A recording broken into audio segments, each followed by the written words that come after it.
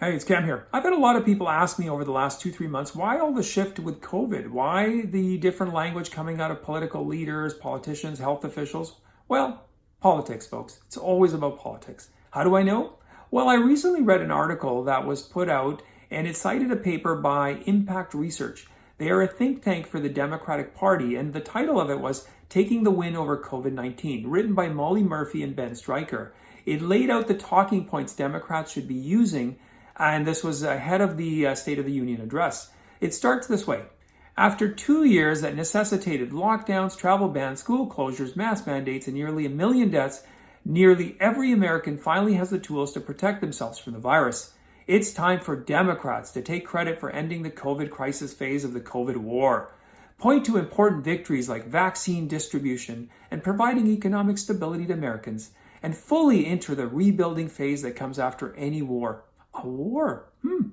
Now, I know this refers to Democrats and Americans, but in Canada, substitute Justin Trudeau and Liberals. In BC, take your pick, John Horgan and the NDP. Whatever you want, any province you're in, substitute your party that's ruled over you for the last 2 years. It's interchangeable. So here's the talking points they should all use, and listen for them because you're going to hear them. Declare the crisis phase of COVID over and push for feeling and acting more normal. Thanks to Democrats, we are nowhere near where we were 2 years ago or even a year ago. Democrats have a tremendous opportunity to claim an incredible historic success.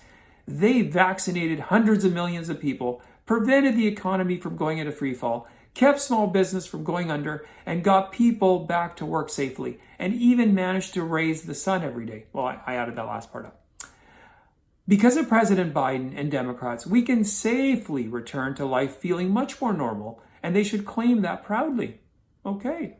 Recognize, this is point 2, recognize that people are worn out and feeling harmed from the years-long restrictions and take their side. So basically, you should fake sincerity. Okay, I get it. Most Americans have personally moved out of crisis mode. Twice as many voters are now more concerned about COVID's effect on the economy, 49%, than about someone in their family or someone they know becoming infected with the coronavirus, 24%. What happened to all the caring people? 2/3 of parents and 80% of teachers say the pandemic caused learning loss. Now I know why they're teachers. And voters are overwhelmingly more worried about learning loss than kids getting COVID. 6 in 10 Americans describe themselves as worn out by the pandemic. I'm more worn out by the politicians. The more we talk about the threat of COVID and honestly restrict people's lives because of it, the more we turn them against us and show them we're out of touch with their daily realities. So we know we're out of touch with their daily realities, but just fake it. Make them pretend like we care. Next point. Acknowledge COVID still exists and likely will for a long time. We are not advising that Democrats talk like Republicans, no, that have largely ignored the pandemic, even pre-vaccine, those heathens.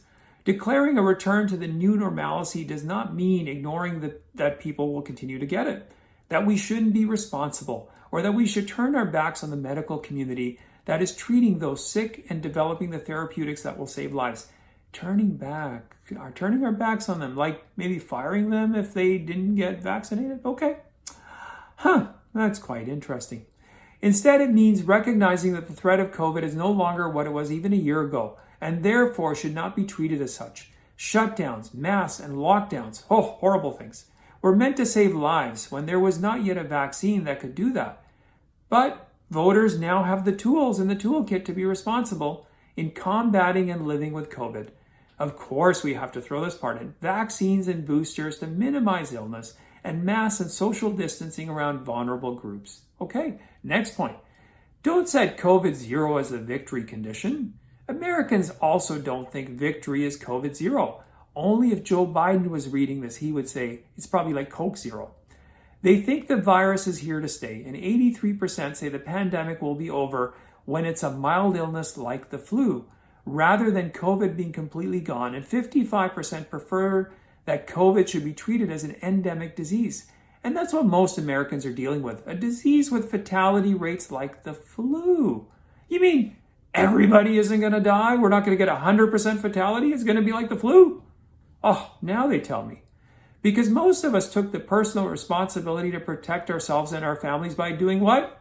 Come on, folks. getting vaccinated. It's only you people that don't have responsibility that didn't bother.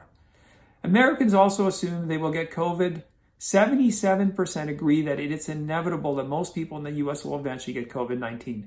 And 61% of Americans, what do they believe? Well, 61% of Americans who have never been tested positive think they are likely to be infected over the next year. Okay. And thanks to the work Democrats have done over the past year, despite believing contracting COVID is inevitable, most Americans are no longer fearful, only of the media. Now, last point. Stop talking about restrictions and the unknown future ahead. If we focus on how bad things still are and how much worse they could get, just imagine how many votes we won't get. Oh, wait a minute, I just threw that in. We set Democrats up as failures, unable to navigate us through this. When 99% of Americans can get vaccinated, we cause more harm than we prevent with voters by going into our third year talking about restrictions.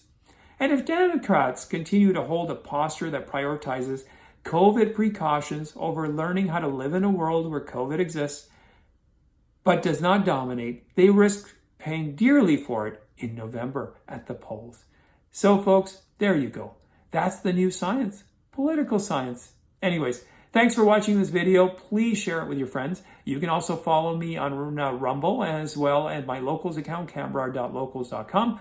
As always, share your feedback, comments. I welcome it. We're trying to grow our audience. I'm trying to bring you good content. Any feedback, any input you have is always welcome.